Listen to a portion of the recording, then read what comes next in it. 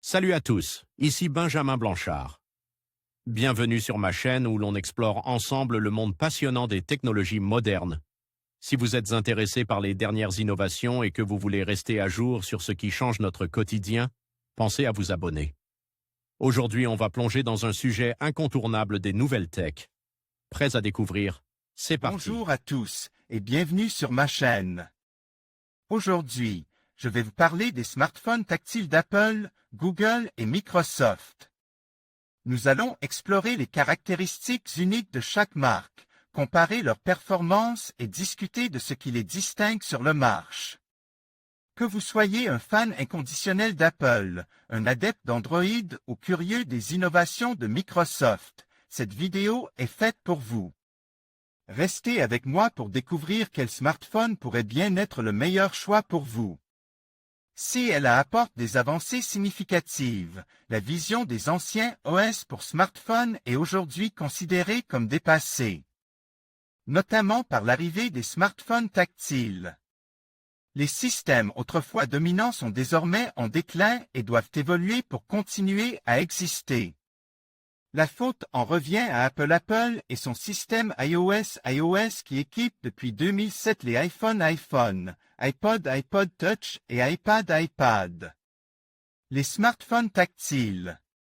Fancycraft 1. Domaine public dès le premier iPhone, les smartphones tactiles ont fait la réputation d'Apple. L'iPhone 3G, sorti en 2008, est une évolution mineure du premier modèle sorti l'année précédente, apportant avant tout le support des réseaux mobiles de troisième génération. Mac Users Guide CC. Depuis le lancement du premier iPhone, le paradigme change, d'un système tourne vers la communication et supportant optionnellement le tactile par un stylet, le smartphone et passe à un objet de consultation, supportant optionnellement un clavier, voire un stylet, mais avant tout tactile. L'iPhone centre son interface et son utilisation autour d'applications propriétaires, au début uniquement développées par Apple. L'arrivée de l'App Store et d'Android change la donne. L'année 2008 a été marquée par deux événements.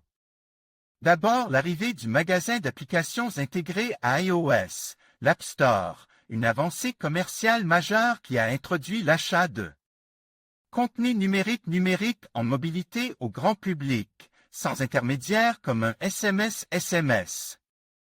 Ensuite, le lancement commercial des Android, le concurrent open source, au code source libre, racheté par Google en 2005. Si les premières versions de développement reprenaient l'interface du BlackBerry, celle installée sur le HTC Dream, à clavier et large. Écran tactile comprenait bien des éléments clés d'iOS, dont la mise en avant des applications, ici couplées à un bureau. Supportant des widgets de leur cote, ARM et Microsoft ont développé de nouvelles versions de leur système, BlackBerry OS 6 et Windows Phone 7, et le nouveau Windows Phone, émoticône, n'en croyant pas ses yeux, pour s'adapter à un marché changeant et de plus en plus complexe. Au fil des innovations annuelles, partenariats et procès qui marquent le marché mobile depuis 2007. Sans parler de la désormais acquise transition vers la tablette tactile, que doivent occuper toutes ces entreprises. En conclusion, les smartphones tactiles d'Apple, Google et Microsoft ont chacun leurs spécificités et avantages qui répondent à des besoins varient des utilisateurs. Apple se distingue par son écosystème intégré et son design soigne, tandis que Google mise sur l'intelligence artificielle et une expérience utilisateur fluide. Microsoft, bien qu'il ait pris du recul sur le marché des smartphones, a su marquer les esprits avec ses innovations. Chacune de ces marques continue d'influencer le paysage technologique, et le choix d'un smartphone dépendra avant tout des préférences personnelles et des priorités de chacun. Merci de nous avoir suivis dans cette exploration des géants du smartphone.